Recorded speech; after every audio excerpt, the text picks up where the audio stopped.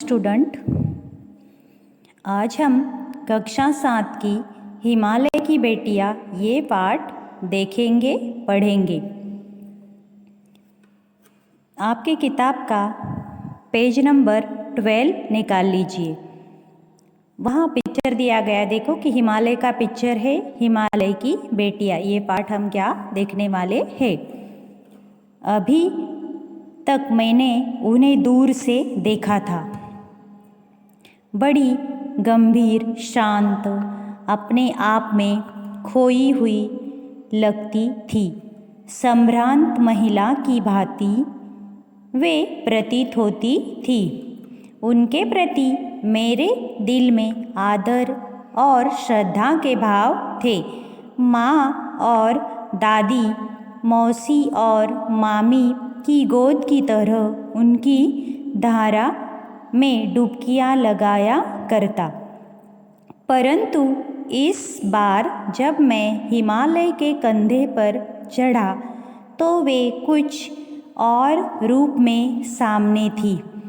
मैं हैरान था कि यही दुबली पतली गंगा, यही यमुना, यही सतलुज समतल मैदानों में उतरकर विशाल कैसे हो जाती है।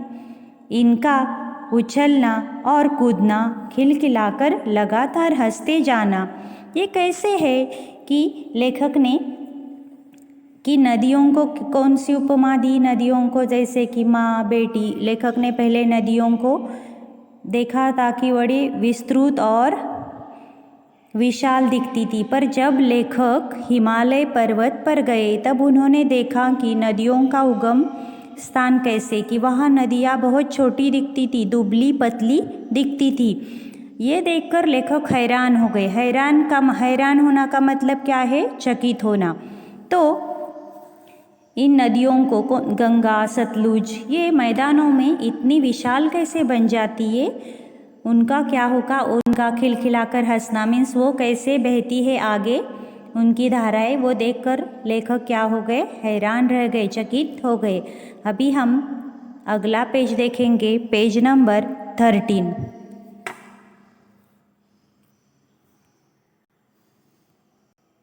यह भावभंगी, इनका यह उल्लास कहाँ गायब हो जाता है मैदान में जाकर, कि हिमालय में उन्हें नदियाँ बहुत अच्छी और प्रसन्न लगी, बहुत जोर से बहती हुई दिखाई दी, वेगवती से। तो लेखक कहते हैं कि वो मैदान में आकर इनका उत्साह कम हो जाता है। क्या? कहाँ जाता है? भावभंगी का मतलब है उनके अलग अलग स्वरूप कैसे है, रूप कैसे है इनका।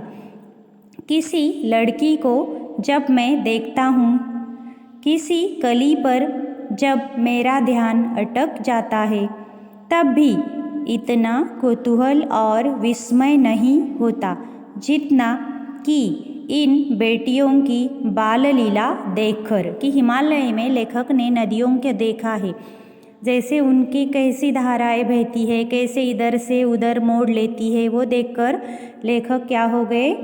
हैरान रह गए, विस्मय हो गया। मीन्स उन्हें आश्चर्य हो गया लेखक को, कि जैसी बेटी को देखकर होता है, किसी फूल को देखकर होता है, उससे ही ज़्यादा इन नदियों की लीला देखकर हो रहा है लेखक को।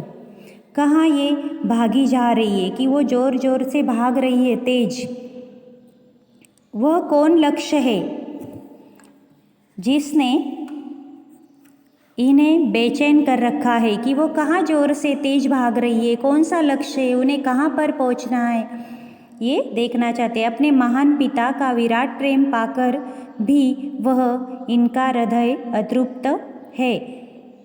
तो वह कौन होगा जो इनकी प्यास मिटा सकेगा, कि वो हिमालय पर्वत से इतनी तेज भाग रही है। जैसे लेखक को लगा कि कौन है कि जिसके पास वो मिलने जाने वाली है, उनकी प्यास मिटा सकेगा। बर्फ जली गंगा, पहाड़ियाँ, छोटे छोटे पौधों से भरी घाटियाँ, बंधुर अत्याधिकाएँ, सरसब्ज उपांतिकाएँ। मीन्स अत्याधिकाएँ का मतलब है गहरी गुफाएं। सर शब्द उपांत्य ऐसे है इनका लीला निकेतन मीन्स वो घाटियों से गुफाओं से गुजरती है और तेज किसी के पास भाग कर जा रही है। खेलते खेलते जब ये जरा दूर निकल जाती है तो देवदर, वृक्षों के नाम दिए गए देवदर, चीड़, सरो, चिनार, सफ़ेदा, कैल, ये जंगलों में पहुंचकर शायद इन्हें बीती बातें याद करने का मौका मिल जाता होगा।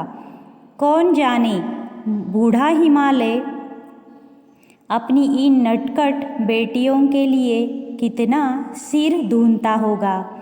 बड़ी बड़ी चोटियों से जाकर पूछिए तो उत्तर में विराट मौन के सिवाय उनके पास और रखा ही क्या है कि वो नदियाँ हिमालय से निकलकर गुफाओं से अलग अलग पेड़ों से गुजर कर आती है। जैसे पेड़ों के नाम दिए देवदार, चीड़, सरो, चिनार, ये क्या है हिमालय की पर्वत पर होने वाले पेड़ों के नाम दिए गए हैं।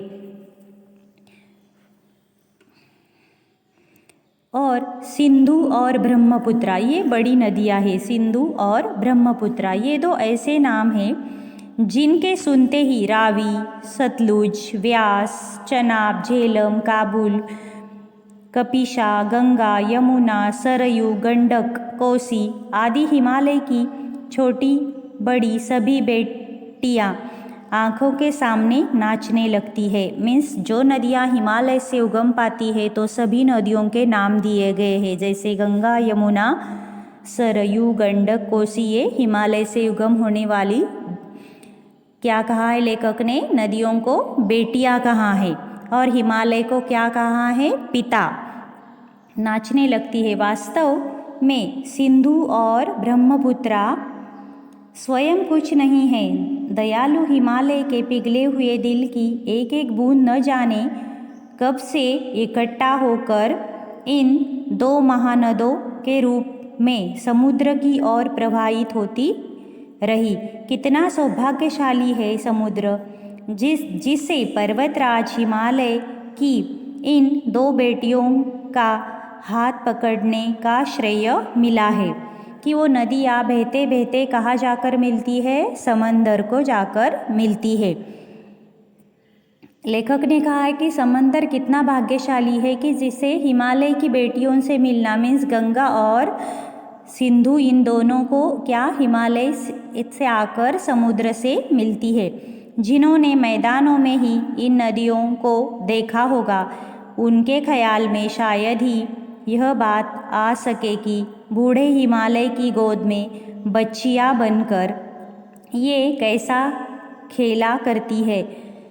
माँ बाप की गोद में नंग धड़ंग होकर खेलने वाली इन बालिकाओं का रूप पहाड़ी आदमियों के लिए आकर्षक भले न हो, लेकिन मुझे तो ऐसा लुभावना प्रतीत हुआ वह रूप की हिमालय को ससुर और समुद्र को उसका दामाद कहने में कुछ भी झिझक नहीं होती। कि हिमालय को क्या कहा है कि ससुर कहा है उन नदियों के पिता, और समुद्र को क्या कहा है लेखक ने, दामाद कहा है।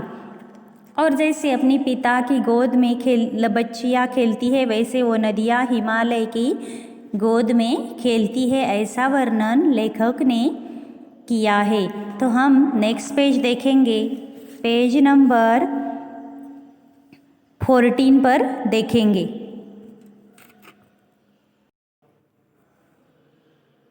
ने देखा कि नदियों को क्या कहा है, बेटियां, और हिमालय को पिता कहा है और समुद्र को दामाद का रूप दिया है।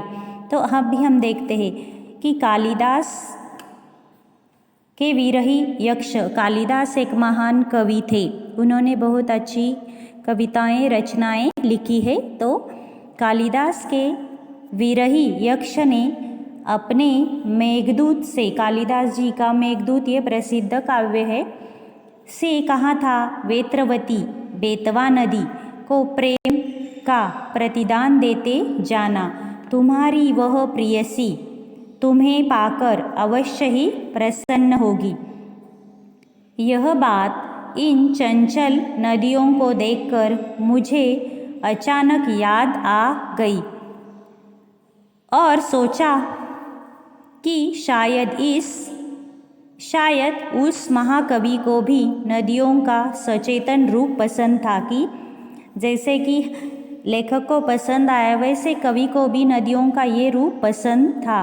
दरअसल जो भी कोई नदियों को पहाड़ी घाटियों और समतल आंगनों के मैदानों में जुदा जुदा शक्लों में देखेगा, वह इसी नतीजे पर पहुँचेगा कि नदियों का रूप, सुंदर रूप देखकर, उनकी बाल लीला देखकर लेखक के मन में अलग अलग विचार आए। तो उनके बेटियों से तुलना की, प्रेयसी से तुलना की है, बहन कहाँ है, और कवियों ने भी उन नदियों का वर्णन किया है, ऐसा लेखक ने हमें बताया है। दूसरे लेखक का नाम दिया है, जैसे काका कालेलकर ने नदियों को क्या कहा है, लोकमाता कहा है। लोकमाता का मतलब है लोगों का कल्याण करने वाली, लोक कल्याणकारी को क्या कहा है, लोकमाता। किसने? काका कालेलकर ने। किंतु माता बनने से पहले यदि हम इन्हें बेटियों के रूप में देख ले तो क्या हर्ज है। और थोड़ा आगे चलिए, इन्हीं में अगर हम प्रेयसी की भावना करें तो कैसे रहेगा। ममता का एक और धागा है जिसे हम उनके साथ जोड़ सकते हैं। बहन का स्थान कितने कवियों ने इन नदियों को दिया है। एक दिन मेरी भी ऐसी भावना हुई थी। तो लीड तिब्बत की बात है, मन उचट गया था, तबीयत ढीली थी। सतलज के किनारे जाकर मैं बैठ गया। दोपहर का समय था, पैर लटका दिए पानी में। थोड़ी देर में उस प्रगतिशील जल ने असर डाला, तन और मन ताज़ा हो गया। तो लगा मैं गुनगुनने कि लेखक ने कौन सी कविता गुनगुनाई है, हम पढ़ेंगे। जय हो सतलज बहन तुम्हारी, लीला अचरज बहन तुम्हारी, हुआ मुदित मन हटा खुमारी। जाऊँ मैं तुम पर बलिहारी, तुम बेटी यह बाप हिमालय, चिंतित पर चुपचाप हिमालय। प्रकृति नटी के चित्रित पट पर अनुपम अद्भुत छाप हिमालय। जय हो सतलज बहन तुम्हारी। इस पाठ के लेखक है नागार्जुन। इन्होंने हमें ये सब बातें, नदियों के अलग अलग रूप और हिमालय पर्वत का वर्णन किया है। हिमालय के यहाँ पहाड़ियाँ, गुफाएं, इनका भी वर्णन इस पाठ में किया है। और कौन कौन से कवियों ने नदियों का वर्णन कैसे किया है। नदियों को माँ का रूप दिया है, बेटी का रूप दिया है, प्रेयसी का भी रूप दिया है। ऐसे अलग अलग वर्णन नदियों के लेखक ने इस पाठ में किया है। आप पाठ को फिर से अच्छी तरह से पढ़ लीजिए। धन्यवाद बच्चों।